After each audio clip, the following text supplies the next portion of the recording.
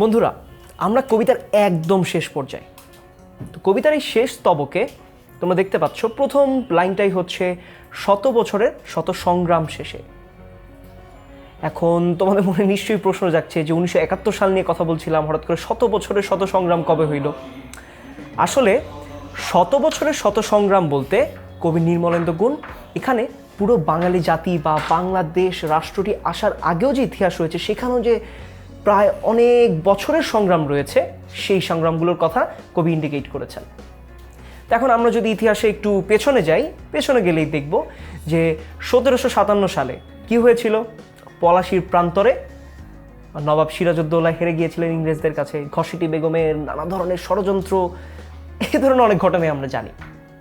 তো তার পরবর্তীতে যখন ইংরেজরা আমাদের এই দেশে কর্তৃত্ব করতে শুরু করে এই উপমহাদেশে, তখন 1857 সালে সিপাহী বিদ্রোহ হয়। এটা তোমরা প্রায় সবাই জানো যে 1857 সালে যে সিপাহী বিদ্রোহটি হয়েছিল তার পেছনে কিছু মানুষের ষড়যন্ত্র কাজ করেছে এবং সেখানে হচ্ছে হিন্দু মুসলিম যে উস্কানিটি, সেই উস্কানির ব্যবহার ছিল সেখানে। তো এই মিলিয়ে সিপাহী বিদ্রোহ গেল। তো ইংরেজরা থাকতে থাকতে আরও কিছু বিদ্রোহ আমরা দেখেছি। সেখানে তোমরা মাস্টারদা সূর্য সেনের নাম অনেকেই হয়তো শুনে থাকবে। তিনি 1930 সালে চট্টগ্রামের জালালাবাদ পাহাড়ে তিনি ইংরেজদের বিরুদ্ধে একটি সশস্ত্র আন্দোলন করেছিলেন এবং এই আন্দোলনের পরবর্তীতে মূলত আমাদের যেই বর্তমান ভারত পাকিস্তানটি যে ভাগ হয়েছিল তৎকালীন সময়ে, সেই ভারত পাকিস্তান ভাগ হওয়ার জন্য যে একটি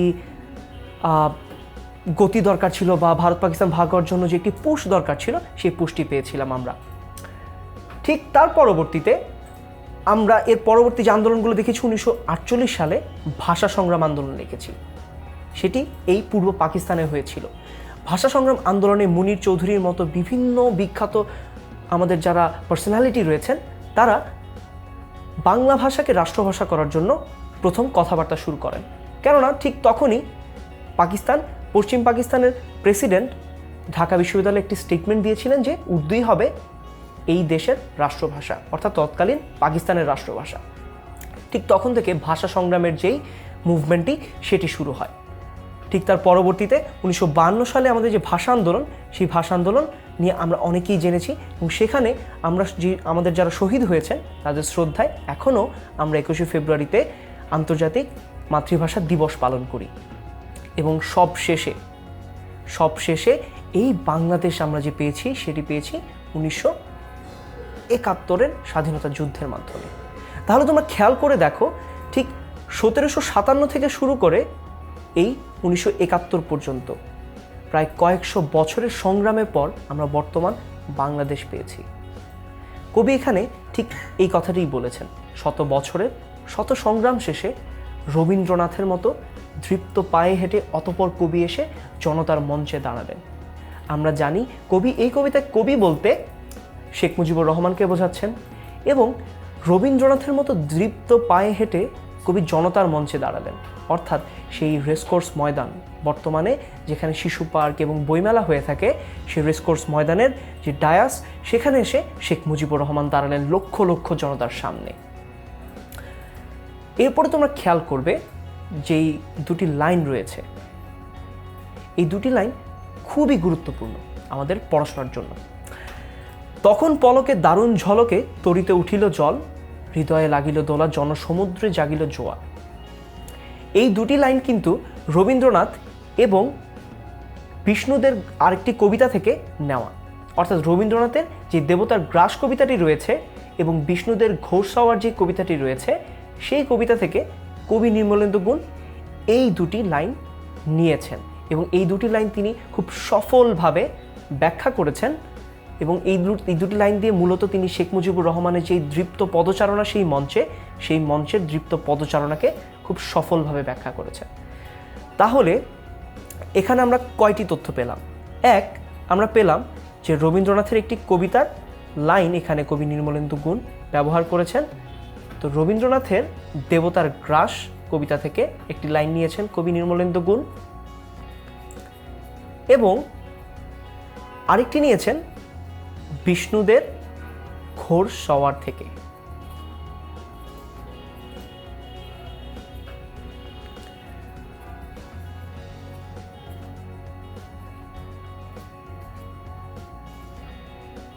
বন্ধুরা, কবিতা যখন আমরা পড়া শুরু করেছিলাম, ঠিক শুরুতে আমরা যখন কবি পরিচিতি পড়ছিলাম, তখন সেখানে আমরা কি পড়েছিলাম, যে নির্মলেন্দু গুণ তার কবিতার শিল্পগুণের ব্যাপারে বেশ সচেতন। তাহলে তোমরা এই দুটি লাইন থেকে নিশ্চয়ই বুঝতে পারছো যে তার কবিতায় তিনি শিল্প এবং সৌন্দর্যের ব্যবহারটি কিভাবে করে থাকেন। তিনি বিভিন্ন কবিতা থেকে যেই লাইনগুলো রয়েছে সেই লাইনগুলো দিয়ে তিনি সফলভাবে তৎকালীন যে পরিস্থিতিটি, তখনকার যে পরিস্থিতিটি, সেটি ব্যাখ্যা করলেন। পরবর্তী একদম শেষ পর্যায়ে সকল দুয়ার খোলা, কে রোধে তাহার বজ্রকণ্ঠ বাণী, গণসূর্যের মঞ্চ কাঁপিয়ে কবি শোনালেন তার অমর কবিতাখানি। তোমরা খেয়াল করো, এখানে অমর কবিতাখানি বলতে কবি কিন্তু ৭ই মার্চের ভাষণকে বুঝিয়েছেন এবং তিনি বলছেন এই যে 18 মিনিটের ভাষণ বঙ্গবন্ধু শেখ মুজিবুর রহমান দিয়েছিলেন, সেটি সব সময় এই বাঙালির হৃদয়ে থাকবে, সেটি কখনো হারিয়ে যাবে না। তার প্রমাণ তোমরা আজকে নিশ্চয়ই 2018-তে এসে দেখতেই পাচ্ছ। আমরা এখনও অনেক আড়ম্বরের সাথে ৭ই মার্চের দিনটি পালন করি। আমরা সেদিন বঙ্গবন্ধুকে স্মরণ করি, তার এই 18 মিনিটের যে বক্তব্যটি ছিল, যে ভাষণটি ছিল, সেই ভাষণটির কথা স্মরণ করি। এখন খেয়াল করবে গণসূর্যের মঞ্চ, এটি বলতে কবি কি বুঝিয়েছেন? গণসূর্য, সূর্য এখানে কিভাবে আসলো, তাই তো? গণসূর্য বলতে কবি বুঝিয়েছেন যে যার কথা, যার বক্তব্য, যার তেজিয়ান দুটি চারিদিকে সূর্যের মতো বিচ্ছুরিত হচ্ছে। সূর্যের আলো অনেক প্রখর, সূর্যের কাছাকাছি গেলে সেটি বোঝা যায়। তেমনি শেখ মুজিবুর রহমানের সেই স্টেজে দাঁড়ানো, সেই জায়গায় যে ভাষণটি তিনি দিচ্ছিলেন, সেটিকে কবির মনে হয়েছে সেখান থেকে সূর্যের মতো আলো ছড়াচ্ছে, সূর্যের মতো তেজিয়ান দ্যুতি ছড়াচ্ছে, যার কারণে তিনি শেখ মুজিবুর রহমানের সেখানে তিনি যে মঞ্চে দাঁড়িয়েছিলেন, সেই মঞ্চটিকে গণসূর্যের মঞ্চ বলেছেন।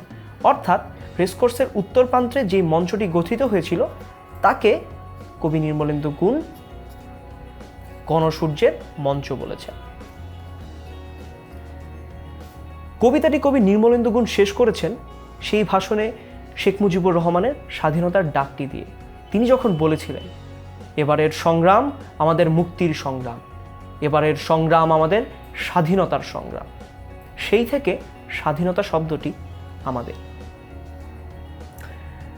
স্বাধীনতা সাধারণত একটি আবিধানিক শব্দ, যেখানে নানা ধরনের অর্থ রয়েছে এবং নানান জায়গায় আমরা এর ব্যবহার করি। কিন্তু কবি নির্মলেন্দু গুণ এই ৭ই মার্চের যে ভাষণটি রয়েছে, সেই ৭ই মার্চের ভাষণের মাধ্যমে তিনি মনে করেন যে স্বাধীনতা এক নতুন অর্থ পেয়েছে।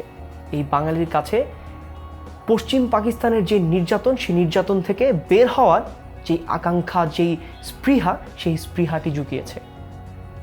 এবং কবি নির্মলেন্দু গুণ মনে করেন যে 1971-এর যে স্বাধীনতা যুদ্ধ, সেই স্বাধীনতা যুদ্ধের প্রেরণা আমরা এই ৭ই মার্চের ভাষণ থেকে পেয়েছি। কারণ তোমরা সহজেই খেয়াল করলে দেখবে যে সাধারণভাবে তো মানুষের মাঝে আর স্বাধীনতা যুদ্ধের যে ধারণা, সেটি আসে না। এবং 26শে মার্চ যখন আমাদের স্বাধীনতার ডাকটি দেওয়া হয়েছিল, দেশকে যখন স্বাধীন ঘোষণা করা হয়েছিল, তখন মানুষের মনে যে চেতনাটির কারণে তারা যুদ্ধে ঝাঁপিয়ে পড়েছিল, সেই চেতনাটির একদম অনুস্থল বা চেতনাটির সূচনা কবি মনে করেন এই ৭ই মার্চের ভাষণ থেকে হয়েছে। তো আমরা এই কবিতাটি পড়ে যে জিনিসটি বুঝতে পারলাম, সেটি হচ্ছে এখানে কবি নির্মলেন্দু গুণ বঙ্গবন্ধুর ৭ই মার্চের ভাষণ আসলে বর্তমান বাঙালি বা বাংলাদেশ যে দেশটি রয়েছে, সেই দেশটির উত্থানের পেছনে কত বড় একটি ভূমিকা রেখেছে। এর মাধ্যমে এখান থেকে যদি আমাদের নৈর্ব্যক্তিক প্রশ্ন আসে, এবং নৈর্ব্যক্তিক প্রশ্ন আসার সুযোগ অনেক রয়েছে, সেই জিনিসগুলো আমরা খেয়াল রাখবো। এখানে বঙ্গবন্ধুকে কেন কবি বলা হয়েছে এবং 100 বছরের সংগ্রাম বলতে আসলে কোন কোন সময়গুলোর কথা বলা হয়েছে, সেই জিনিসগুলো অবশ্যই মনে রাখতে হবে। এবং এখানে যে আমরা দেখলাম রবীন্দ্রনাথের দেবতার গ্রাস এবং বিষ্ণুদের ঘোর সওয়ার, এই জায়গা থেকে দুটি লাইন নিয়ে কবিতাকে ব্যাখ্যা করেছেন, সেই জিনিসটিও খুবই গুরুত্বপূর্ণ। তা আশা করি এখান থেকে যে কোনো প্রশ্ন হলে তোমরা খুব সহজেই উত্তর করতে পারবে।